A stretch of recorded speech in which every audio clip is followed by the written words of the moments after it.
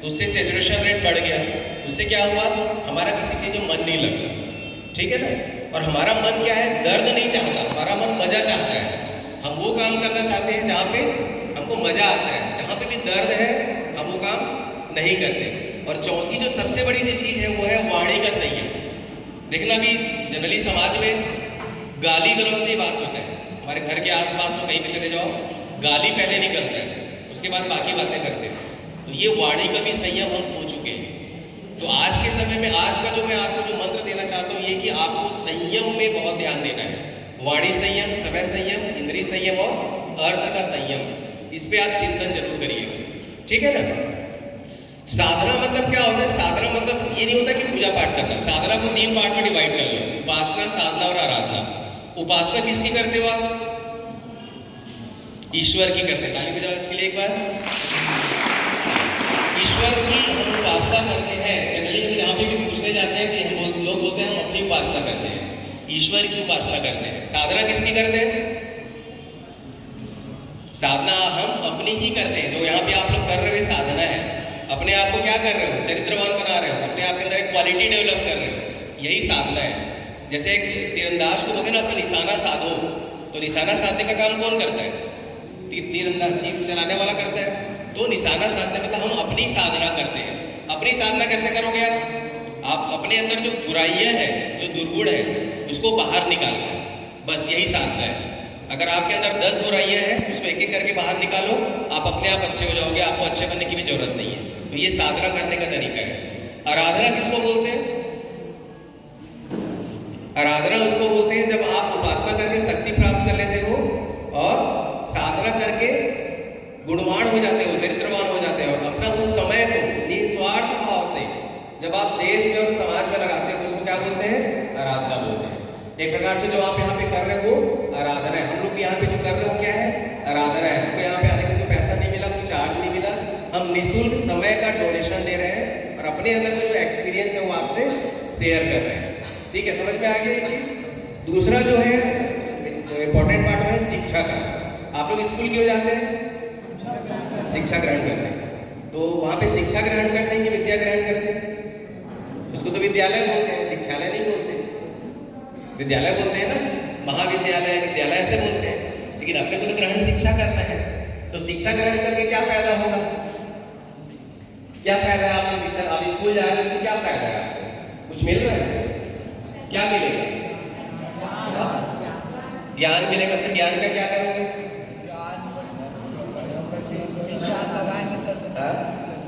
क्या करेंगे ज्ञान का, बताओ बताओ, बोलो, बहुत अच्छा लग रहा है, बड़े होकर जीवन को सरल बनाएंगे और अच्छा बनाएंगे। क्या शिक्षित होने के बाद हम जीवन को सरल बना सकते हैं क्या। जो आतंकवादी होते हैं वो भी बहुत शिक्षित होते हैं, जो IAS IPS ऑफिसर है जो आज जेल में बंद है वो लोग भी बहुत शिक्षित थे, वो लोग भी तो बहुत पढ़े लिखे हैं, लेकिन लोग जेल में कैसे बंद है, क्योंकि उनके पास विद्या नहीं है। शिक्षा और विद्या दो चीजें हैं। शिक्षा और विद्या के जब समन्वय करके चलोगे तब आप जीवन को सरल, सौम्य और सुंदर बना पाओगे। अगर सिर्फ शिक्षा को लेकर चलोगे तो क्या होगा, मानो जैसे आप यहाँ से बाहर निकले, सड़क पे कोई बच्चा एक्सीडेंट हो गया है, गिरा हुआ है, शिक्षा आपको बोलेगी नहीं ये सब चक्कर में मत पड़ो, ये पुलिस पकड़ लेगी, छोड़ दो इसको, लोग उसका मोबाइल से एक वीडियो बनाएंगे और चले जाएंगे। लेकिन जब विद्या आपका आ जाएगा सामने तो आपको लगेगा नहीं, रुकना है, बच्चे को क्या हो गया है पूछना है, उसको पानी पिलाना है, ये आपकी विद्या है।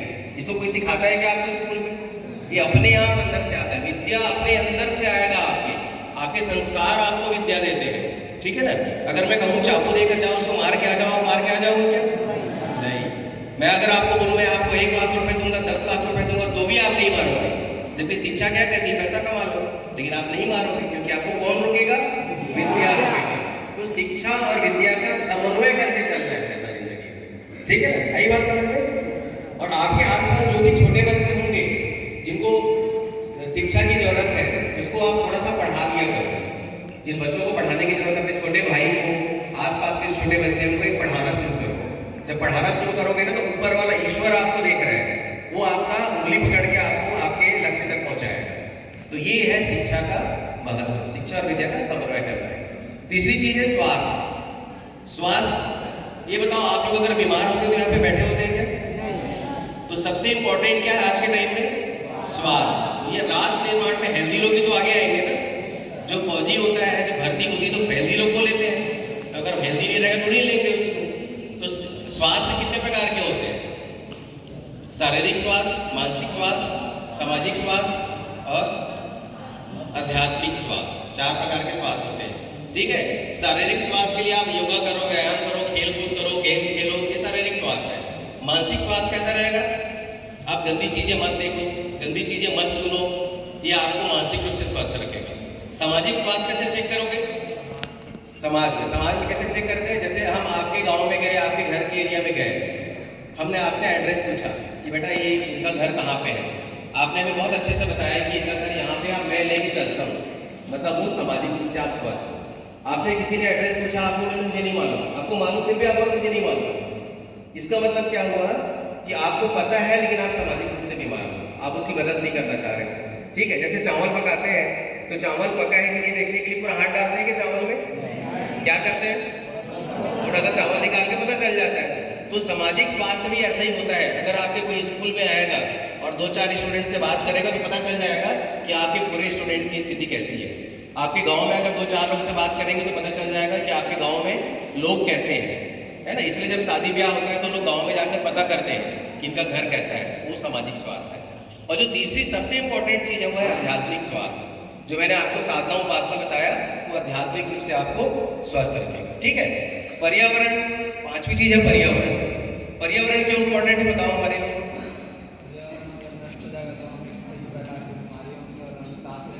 दिक्कत हो जाएगी, क्योंकि हमारा जो मेन जो जीवन चल रहा है वो पर्यावरण से ही चल रहा है। जैसे अपन सो के उठते हैं सुबह, है ना, जैसे हमको सबसे ज्यादा आवश्यकता किस चीज की जिंदा रहने के लिए? ऑक्सीजन। उसके बाद सेकेंड नंबर पानी, तो तीसरे नंबर पे भोजन। लेकिन आप ध्यान से सोचो कि हमारे सोचने का क्रम कैसा है। जब सो के उठते हैं सबसे पहले हम किसके बारे में सोचते हैं? भोजन के बारे में, कि आज क्या बना होगा, आज क्या खाएंगे, यही सोचते हैं कि नहीं? सेकेंड चीज पानी के सोचते हैं। थर्ड चीज के बारे में कभी सोचते हैं क्या कि आज हवा कहाँ से आएगा? जबकि जिंदा रहने के लिए सबसे ज्यादा जरूरी वही है, लेकिन आप बिल्कुल नहीं सोचते। इसके लिए हमको क्या करना चाहिए? घर में या बाहर में एक पेड़ लगाना चाहिए और उस पेड़ का पालन पोषण हमको करना चाहिए ताकि इससे हमारा ऑक्सीजन मिलता रहे। एक प्रेम है, मतलब एक दोस्त बना लो, फ्रेंड बना लो, भाई बना लो, बहन बना लो। उसको ऐसा करके करोगे तो क्या होगा? वो जिंदा रहेगा। ठीक है। आप अपने दोस्त से जाके बात करो, उससे रोज मिलो, उसको पानी डालो, उसको लगाया हो तो उसका बर्थडे बनाओ। तो ये पर्यावरण वाला चीज है। ठीक है ना। किसी भाई की अगर बहन नहीं है तो पेड़ को आप बहन मान लो। ठीक है। किसी भाई बहन की अगर भाई नहीं है तो उसको भाई मान ले, उसको राखी बांधे। अगर ऐसा करके हम चले, प्रकृति से प्रेम करते हुए चले, तो हमारा जीवन ज्यादा सफल होगा। ठीक है ना। और एक सबसे मेन इंपॉर्टेंट है नशा। नशा आजकल देख रहे हो आप, नशे के जाल में सब फंसते चले जा रहे हैं। छोटे छोटे बच्चे भी नशा करते चले जा रहे हैं, है ना। क्यों करते हैं नशा? हमको क्या मिलता है नशे से? क्यों नहीं छोड़ पाते हम नशा? नशा अगर कोई करता है तो नशा को छुड़ाना बहुत मुश्किल है, लेकिन नशे की तरफ जाओ ही मत आप। ठीक है। जब नशे की तरफ जाओगे ना आप और दलदल में फंस जाओगे तो निकालना बहुत मुश्किल है। लेकिन अगर आप नशे को निकालना इसलिए मुश्किल है क्योंकि मैं चूंकि खुद डॉक्टर हूँ, हमारी पूरी टीम काम करती है इसमें। नशा जो है ना मन को जकड़ लेता है। नशा जो है मन से रिलेटेड हो जाता है। तो मन से नहीं चाहता कि मैं नशा ना करूं, है ना। शरीर को तो नुकसान होता ही है, मन को और बहुत ज्यादा होता है। वो शांत नहीं रहता, गाली गलौज करता है, उसकी संगति खराब हो जाती है ना। नशेड़ी लोग के साथ आप दोस्ती करना पसंद करोगे क्या? आप अपनी बहन की शादी किसी नशेड़ी से करना पसंद करोगे? नहीं करोगे। तो क्यों नहीं करोगे? क्योंकि उसका मन खराब है और उसका आगे का जीवन आपको पता है कि कैसा होने वाला है। तो आप लोग जो स्काउट्स गाइड्स में हो, अगर एक एक भी जिम्मेदारी उठा लें कि हम नशे के खिलाफ आंदोलन करेंगे। आंदोलन मीन्स क्या हुआ? उसको अपने घर से शुरू करना है। अपने घर में कोई नशा करे उसको रोज टोको कि आपको सिगरेट नहीं पीना है, आपको बीड़ी नहीं पीना है, आपको दारू नहीं पीना है। आप रोज मना करो उसको। जब रोज रोज मना करोगे ना तो एक दिन उसको जरूर लगेगा कि मेरा बेटा बोलता है नहीं पीना है तो उसको नहीं पीना है। शुरुआत घर से करनी है। हम बाहर वाले को नहीं मना करते। जब हमारे घर में ही लोग सिगरेट पिएंगे तो बाहर जाके कैसे मना करेंगे हम सिगरेट न पिए? तो पहले हम शुरुआत कहाँ से करें? अपने घर से करें और स्वयं से करें कि हम कभी नशा नहीं करेंगे। ये बहुत जरूरी चीजें हैं। आज मैं करीब 50 ईयर्स का हूँ लेकिन मैं कभी नशे को हाथ नहीं लगाया। और हम लोग नशे के खिलाफ बहुत जाते हैं, बहुत आंदोलन करते हैं। ठीक है ना, ताकि किसी एक का तो जीवन बच सके।